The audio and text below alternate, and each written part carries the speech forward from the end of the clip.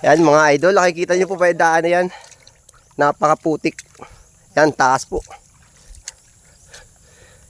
Susubukan po natin ang mga paa natin dito sa daan na to.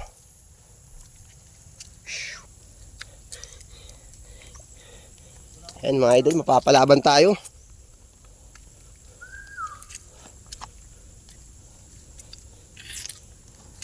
Yan, shoutout po sa mga taga rito sa Sitio Buski. Ayan. Sa mga nakakaanas po nito. Daanan ganito. Halos lubog ang kalahating binti natin. Ayan o.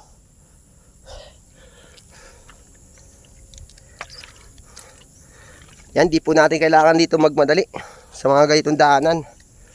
Kailangan po ay luway-luway ang hakbang para po tayo ay safe. Di tayo ma-aksidente o gumulong. Yan, nakikita nyo po yung kasama ko yan. Luway-luway lang siya sa paghakbang.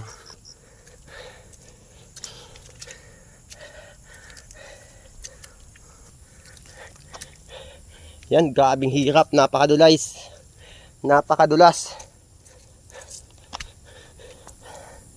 Hanggang doon sa baba na yun.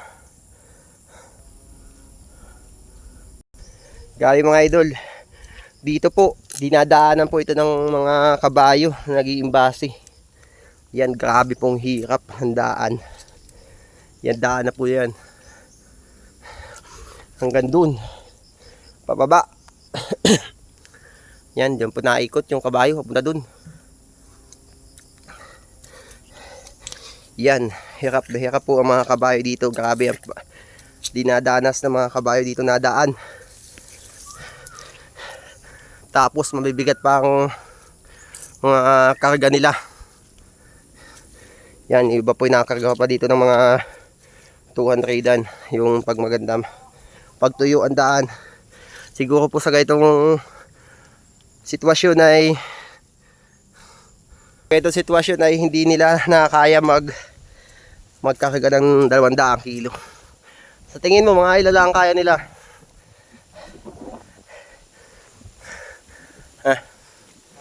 Kaya nilang ikarga dito sa ganitong daan? 120. Baba naman nun. Siguro po mga 150, 160 kaya pa nila dito. Yan, sa ganyan pong daanan ng mga kabayo. Gando yan, sa baba na yun. Diyan po dumadaan ng mga mag-iimbasti.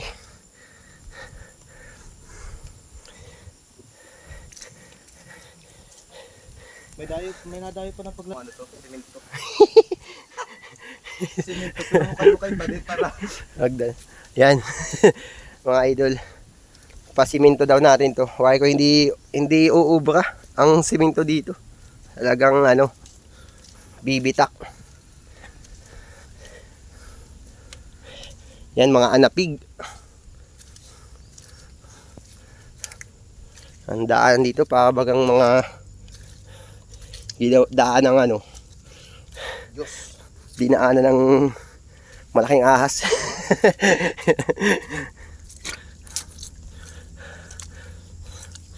Yan, nandito na po tayo sa tuktok.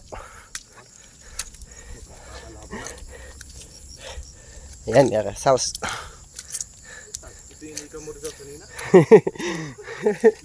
Oh. Andito po tayo sa gitna.